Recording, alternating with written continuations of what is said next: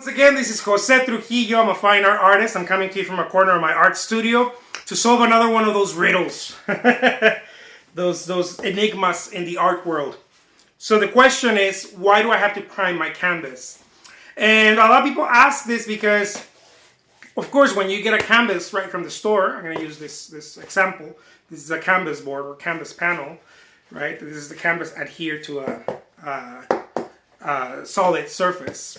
It's not stretched.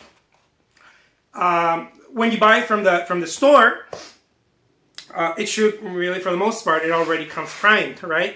So a lot of people are like, do I need to prime it again? Or if it's not primed, why do I need to prime it? Better yet, right? The question, why do I need to prime it in the first place?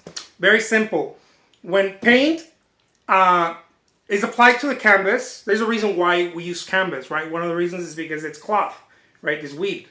So those little ripples or holes, you know, those concave little dimples in the cloth, that's where the paint deposits itself. It has to, it adheres mechanically. It doesn't adhere like acrylic paint would, where it's chemically, right? Where you spray paint or paintbrush, well, it doesn't matter, it's paintbrush or whatever, but acrylic paint, it adheres chemically. There's a bond that's happening, a chemical bond. With oil paint, it's not. It has to have a claw, right? There has to be something, a grit. And the reason why we use any type of gesso, right? We cover it on the canvas. It's because the gesso has aggregate, right? It has aggregates that like sand particles or marble dust. I even heard some of them. I don't know, but it has the aggregate. It has that grit in order to hold the paint. So another visual would be something like this. This is the corner of the canvas, right? This is the edge, right? It would be like this, and then you have this microscopically aggregate particles. So when you apply the paint with your brush or whatever, the aggregate, those particles serve as a claw. So in a way, it's adhered mechanically. Very simple. It's not that complicated. Maybe I'm making it sound more complicated than it is. Maybe I confused you more now. But either way, it's because oil paint adheres mechanically and it needs an aggregate. It needs a claw or a grit, right, in order for them to create a bond. That's why we prime canvas. And many of us, I like to do that sometimes, we apply canvas after we buy it from the store. Let's say I bought this from the store, right? Of course.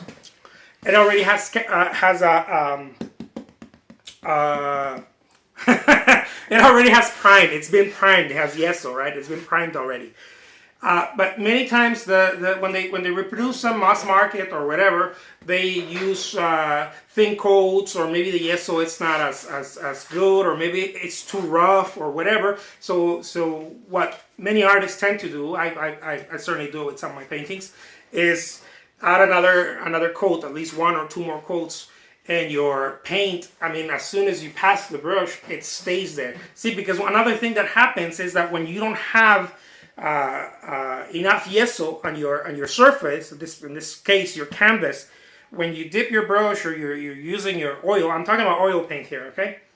And you pass it, you know, you're ready to paint. What happens is that it'll leave a kind of like a streak of just oil, and not really the paint won't adhere to the canvas, and it's very annoying because you have to do a couple of passes. Even if you just want to make a line, when you don't have a surface that it's been correctly primed, or if you didn't buy a canvas that is correctly primed, properly primed correctly,